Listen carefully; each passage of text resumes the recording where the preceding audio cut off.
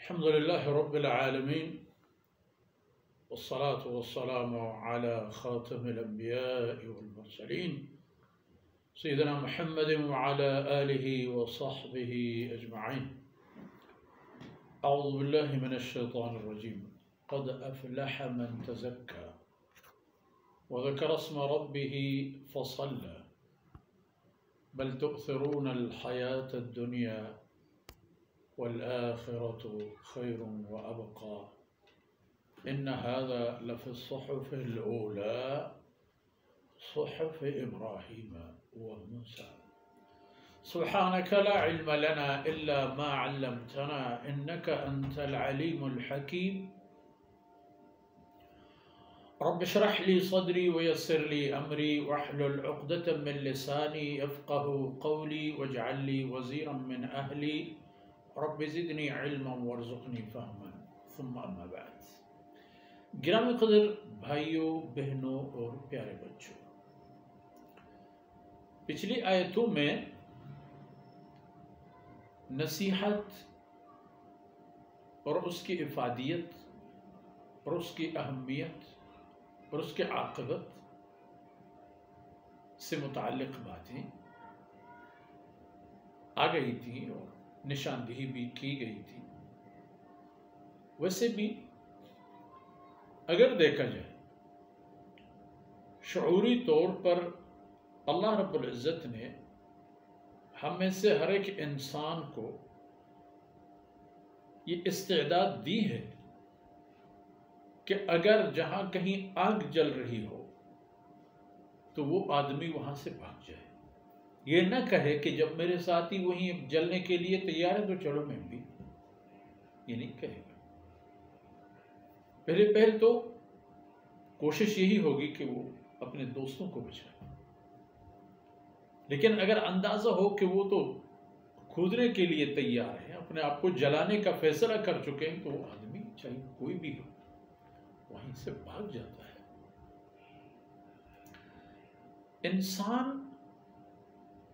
بطور خاص مسلمان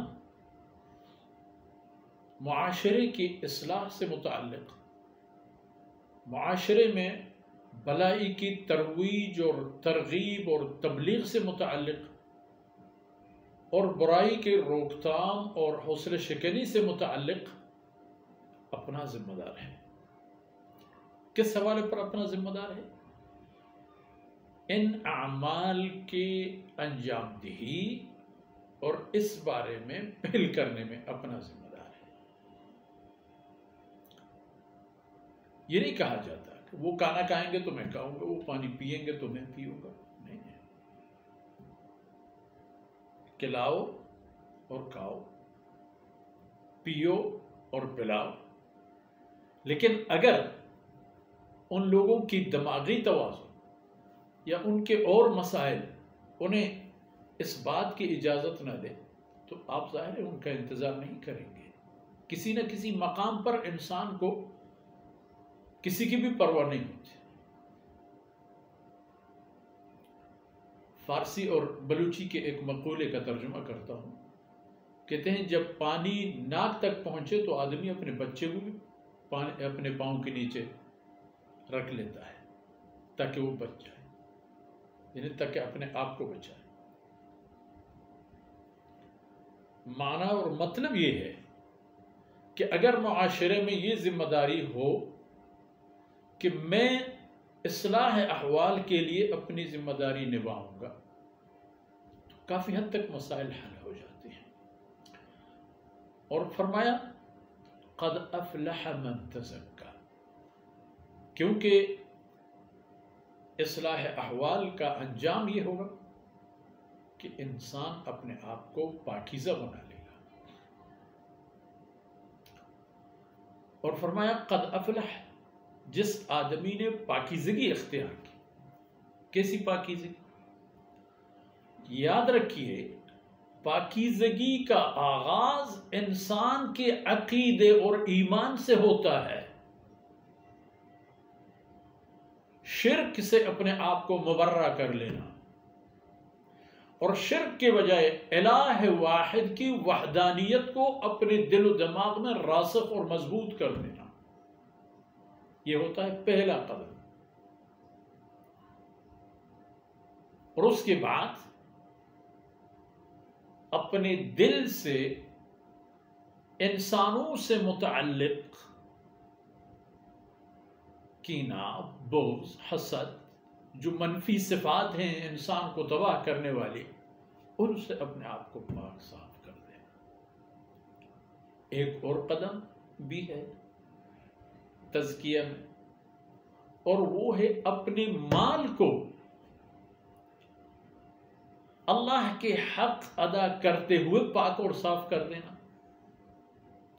جس طرح ہمارے مال میں اللہ رب العزت نے ایک حصہ مقرر فرما دیا ہے جو نام ہے اس کا زکوٰۃ۔ دراصل یہ ٹیکس نہیں ہے، یہ جرمانہ نہیں ہے، یہ سزا نہیں ہے، تو پھر یہ ہے کیا؟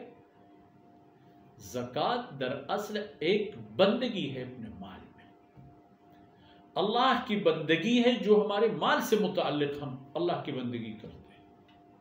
اور یاد رکھیے کہ اللہ کی بندگی کا ہر قدم، ہر عمل ہمارے لیے جنت کی قیمت ہوتی ہے۔ وَذَكَرَ اسْمَ رَبِّهِ قَدْ أَفْلَحَ مَنْ تَزَكَّى وَذَكَرَ اسْمَ رَبِّهِ فَصَلَّى، اپنے رب کے نام کا ذکر کیا، اپنے رب کے حکم کو یاد کیا۔ اسے ذکر کا معنی یاد کرنا، اسے یاد آیا کہ اللہ اکبر کہنے کا معنی یہ ہوتا ہے کہ آپ پر ایک عمل انجام دینا فرض ہو گئی، اور وہ ہے نماز۔ فصلى، دوڑتے ہوئے چلا گیا اور اس نے نماز بھی پڑھی۔ قد افلح من تزکا وذکر اسم ربہ فصلى، تین کام کرنا ہے مجھے اور آپ۔ اپنے آپ کو پاک کر دو شرک اور کفر اور ظلم سے، اس کے بعد ان رذیل اور نحوست بری مذموم صفات سے جو انسان کو جلا ڈالتی ہے، جس میں حسد ہو، جس میں کینہ ہو، جس میں نفرت ہو، وہی آدمی خود جل جاتا ہے، بجائے کسی اور کے جلانے کی وہ اپنے اندر ہی جلتا رہتا ہے۔ پاک کرو اپنے آپ کو، اور اللہ کے احکامات کو مستحضر رکھو، اللہ کے فرمودات پر عمل کرو، اور نماز کی پابندی کرو۔ یہ نماز آپ کو عروج پر پہنچا دیتی ہے۔ اس میں اللہ نے ایسی کمالات رکھے ہیں کہ نماز معراج ہے ہر مومن کا۔ اس میں آپ اپنی بندگی کا اظہار بھی کرتے ہیں، اور رب العالمین کی عبادت بھی کرتے ہیں، اور رب کے کلام کی تلاوت بھی کرتے ہیں، اور جناب رسول اللہ صلی اللہ علیہ وسلم پر درود بھی پڑھتے ہیں۔ سب فضائل کی بات ہے۔ او اللہ کے بندو، کرنا تمہیں کیا ہے اور کرتے کیا؟ بل تؤثرون الحیات الدنیا، عمومی طور پر تو یہی بات ہے کہ انسان دنیاوی زندگی اور اس کے معاملات اور اس کے وسائل اور اس کے ذرائع کو فوقیت دیتے ہیں، ان کو ترجیح دیتے ہیں، ان کے لیے اپنی صلاحیتیں ضائع کرنے کو کوئی بری بات نہ سمجھتے ہیں۔ لیکن حقیقت یہ ہے کہ دنیاوی معاملات اور دنیاوی حرکات و سکنات کو اخروی معاملات پر ترجیح دینا یہ غلط ہے۔ حالانکہ تم لوگ تو یہ کرتے ہو، والآخرۃ خیر، جبکہ بہتر تو آخرت ہے۔ آخرت بہتر بھی ہے، وہ ابقا اور دائمی بھی ہے۔ اور یہ کہ آپ کو جو باتیں بتا دی جاتی ہیں، مسلمان جو سنتا ہے اس حوالے پر اللہ کی فرمودات، امت محمدیہ سنتا ہے جب یہ باتیں، قریش مکہ اوس و خزرج مدینہ، یہود، منافقین، پھر چلتے دنیا کے طول و عرض کے اقوام جب یہ سنتے ہیں تو سمجھتے ہیں کہ یہ تو صرف ہمارے لیے اللہ کا کوئی حکم نازل ہو چکا ہوگا۔ فرمایا نہیں، ان ھذا لفی الصحف الاولی، یہ احکامات اس سے پہلے کتابوں میں بھی رہے اور وہاں بھی یہی بات۔ ایک اور مقام پر یہ اس حوالے پر اللہ کے ایک فرمودہ موجود ہے، انشاءاللہ اس موقع پر وہیں اس کو عرض بھی کریں گے۔